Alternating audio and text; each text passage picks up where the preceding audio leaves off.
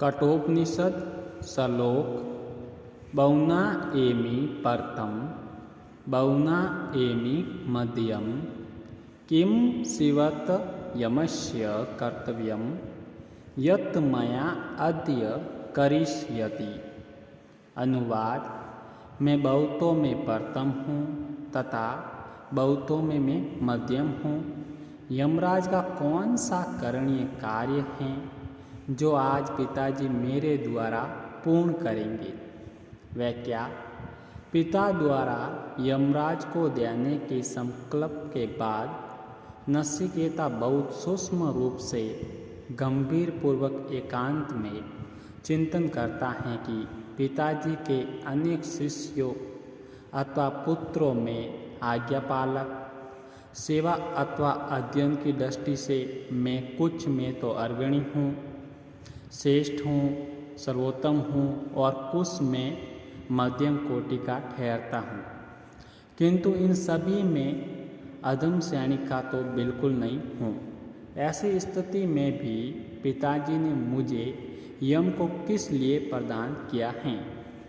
उनका जैसा बुद्धिमान व्यक्ति कोई भी कार्य निष्प्रयोजन नहीं करता है, अतः मुझे यमराज को प्रदान करने के पीछे भी उनका कोई न कोई प्रयोजन अवश्य होना चाहिए। इसीलिए यमराज का ऐसा कौन सा करणीय कार्य है जो पिताजी आज उसके पास भेजकर मेरे द्वारा कराना चाहते हैं।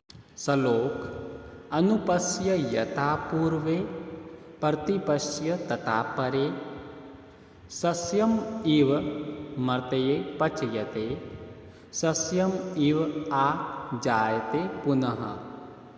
अनुवाद: जैसा कि पूर्वजों की ओर देखिए वैसे ही श्रेष्ठ लोगों की ओर भी देखिए। मनुष्य धान्य आदि के समान पकता है तथा अन्न के समान फिर से उत्पन्न हो जाता है। वह क्या?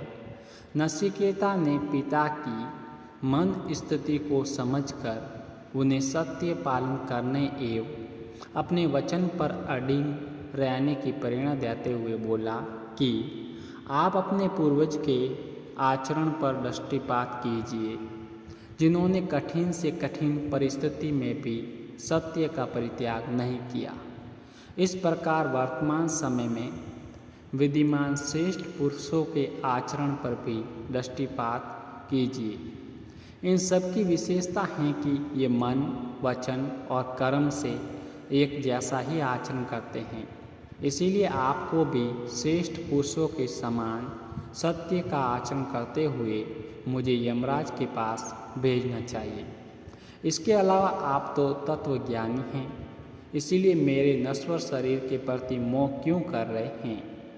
मनुष्य का शरीर तो धान्य आदि वनस्पतियों के समान पकता है, नष्ट होता है तथा पुनः बीज के द्वारा उत्पन्न होता है। इसीलिए जिस प्रकार धान्य आदि वनस्पतियाँ शाश्वत नहीं हैं, ठीक उसी प्रकार मनुष्य का शरीर भी हमेशा रहने वाला नहीं है।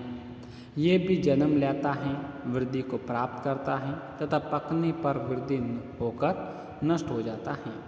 इसीलिए मेरे इस नश्वर शरीर के लिए न तो आपका पश्चाताप करके दुखी होना उचित है और न ही मुझे यमराज के पास न भेजकर स्वयं को असत्यवादी सिद्ध करना ही संगत है।